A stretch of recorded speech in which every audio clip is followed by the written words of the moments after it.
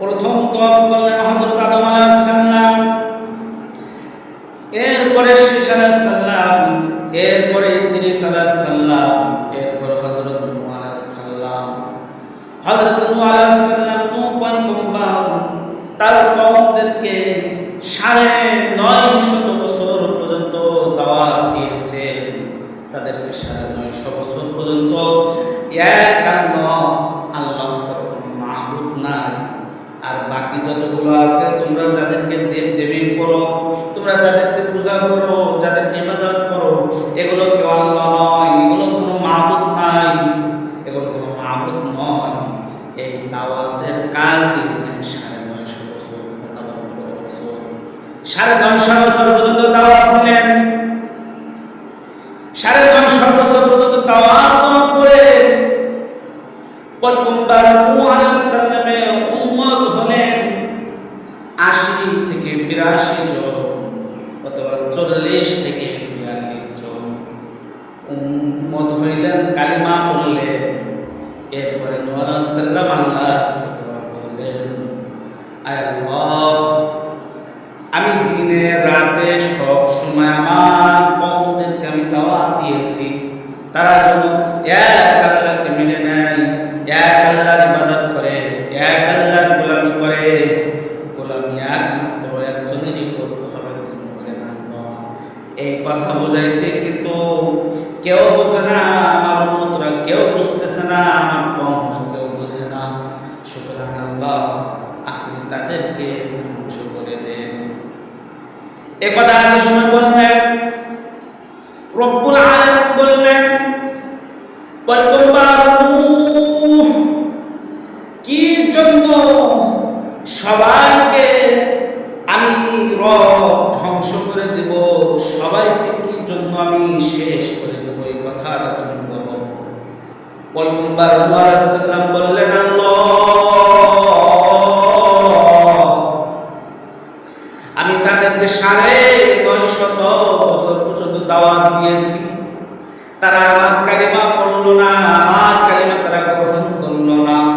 সুতরাং এই জাতি, এই উম্মতদেরকে যদি এইভাবে ছেড়ে দেন, তাহলে এদের সন্তান, এর সন্তানের সন্তান এমন ভাবে তারা আসবে, কিন্তু তোমার নাফরমানি করবে ছাড়া কোনো তাদের কোনো কাজ থাকবে না। প্রভু, আয় দয়ার আল্লাহ, তারা শুধু আপনার নাফরমানি করতেই থাকবে, তারা কালিমা গ্রহণ করবে না। সুতরাং আপনি তাদেরকে ধ্বংস করে দিন।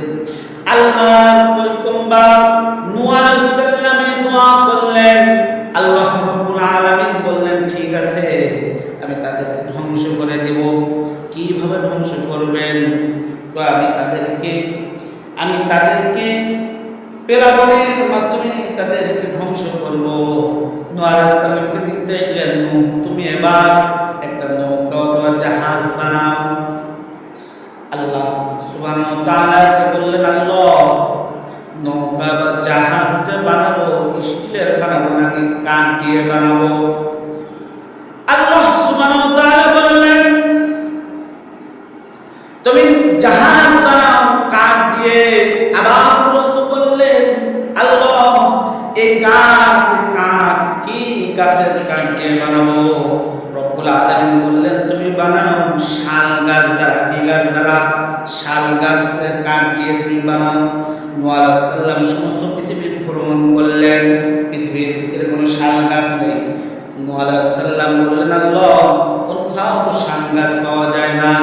এরপরে রব্বুল আলামিন আবার বললেন, নূহ আলাইহিস সালামকে জানিয়ে দিলেন, আমি জিবরাইলের মারফতে আমি শাল গাছ রোপণ করাবো। হযরত জিবরাইলের মারফতে শাল গাছ রোপণ করালেন। ৩টে রিওয়ায়াত পাওয়া যায়। ১ নম্বর রিওয়ায়াত ২০ বছর পর্যন্ত তিনি অপেক্ষা করলেন, গাছ তো পাকাপোক্ত হওয়া লাগবে। ২ নম্বর রিওয়ায়াত তিনি ৪০ বছর পর্যন্ত অপেক্ষা করলেন। ৩ নম্বর রিওয়ায়াত তিনি ৮০ বছর পর্যন্ত তিনি অপেক্ষা করলেন। গাছ যে সময় পরিপূর্ণ হয়ে যাবে, ওই গাছ দিয়ে কাঠ বানিয়ে, কাঠ তৈরি করে পরে নৌকা বা জাহাজ বানাবে। অপেক্ষা করলেন। অপেক্ষা করার পরে পরীক্ষা হয়ে গেছে, গাছ তৈয়ার। এবার রব্বুল আলামিন বললেন বানাও, জাহাজ বানাও। এবার প্রশ্ন করলেন আল্লাহ কয় তালা জাহাজ বানাবো? নূহ আলাইহিস সালাম প্রশ্ন করলেন, রব্বুল আলামিন বললেন 3 তলা বিশিষ্ট তুমি বানাও। নূহ আলাইহিস সালাম বললেন আল্লাহ 3 তলা বিশিষ্ট কি জন্য বানাবো? আল্লাহ সুবহানাহু ওয়া তাআলা বললেন নূহ প্রথম তলায় থাকবে হিংস্র প্রাণীগুলা, দ্বিতীয় তলায় থাকবে গরু ছাগল এগুলা, তৃতীয় তলায় থাকবে কুল কায়নাতের ভিতরে আমি যাদেরকে শ্রেষ্ঠ মাখলুক হিসেবে তৈরি করেছি বানাইছি আমার ওই আশরাফুল মাখলুকাত তথা মানুষদেরকে তৃতীয় তলায় রাখবা। 3 তলা বিশিষ্ট তিনি তৈরি করলেন। নৌকা জাহাজ তিনি তৈরি করার আগে বারবার প্রশ্ন করলেন আল্লাহ লম্বা করবো কতটুকু? আল্লাহ বললেন লম্বা করো 80 গজ। কত গজ? 80 গজ লম্বা। চওড়া করবা 5 করবা 50 গজ। কত গজ? 50 গজ। এরপরে বললেন সামনে আকাশের দিকে উঠবে 30 গজ। নৌকায় উপরে থাকবে, জাহাজের মাথায় এভাবে থাকবে 30 গজ। তাহলে সামনে থাকবে লম্বা থাকবে 80 গজ, পাশ থাকবে 50 গজ, আর সামনে আকাশের দিকে থাকবে 30 গজ। নূহ আলাইহিস সালাম নৌকা তৈরি করলেন, নৌকা বানালেন। নৌকা বানানোর পরে এবার বললেন আল্লাহ এর নৌকা ছাড়বো কবে? ছাড়ার সময় কোন সময়? রব্বুল আলামিন বললেন নৌকা ছাড়ার আগে যে সময় দেখবা চুলার ভিতর দিয়ে পানিগুলা টকবক করতে থাকতেছে, টকবক করবে, ওই সময় মনে করবা তোমার জাহাজ চালার সময় হয়ে গেছে। নূহ আলাইহিস সালামের বিবি রান্না করতেছেন, একদিন এসে বললেন স্বামী আশ্চর্য ঘটনা। কি ঘটনা? চুলার নিচ দিয়ে পানি টকবক করে করে উঠতেছে। নূহ আলাইহিস সালাম বললেন এই তো আজকে চলার সময় হয়ে গেছে। তবে বড় আশ্চর্যের কথা, এই চুলাটা নূহ আলাইহিস সালামের স্ত্রী ছিল না, এই চুলাটা ছিল মা হাওয়া, আমাদের আম্মা হাওয়া আলাইহিস সালামের চুলা। মা হাওয়া আলাইহিস সালামের চুলা ছিলেন। এই চুলা দিয়ে চুলার নিচ দিয়ে পানি টকবক করতেছে, এটা দেখা যাচ্ছে। কিন্তু চুলাটা দিয়ে কোথায় জ্বালাচ্ছিলেন, কোথায় রান্না করতেছিলেন? 3টে রদ পাওয়া যায়। 1 নম্বর রদ হিন্দুস্তানের কোন এক এলাকায়, 2 নম্বর মক্কায় কোন এক গোত্রয়, 3 নম্বর বাইতুল মুকাদ্দাসের দক্ষিণ গেটে বসে তিনি রান্না করতেছিলেন। নূহ আলাইহিস সালামের কানে সংবাদ দিলেন। নূহ আলাইহিস সালাম আসলেন, আসার পরে এবার দেখলেন যে আল্লাহ কিভাবে উঠাবো প্রাণী, কিভাবে কি করব বলেন আপনি। আল্লাহ বললেন প্রথম তলায় থাকবে হিংস্র প্রাণী, প্রাণীগুলো প্রত্যেক প্রাণীর জোর, একটা মহিলা থাকবে একটা পুরুষ থাকবে, পুরুষ এবং মহিলা উঠাও, জোরে জোরে উঠাও। নূহ আলাইহিস সালাম বললেন আল্লাহ পুরুষদেরকে মানুষ হইলে তো আমি চিনতে পারি, কিন্তু পশু জানোয়ারের ভিতরে আমি চিনবো কিভাবে?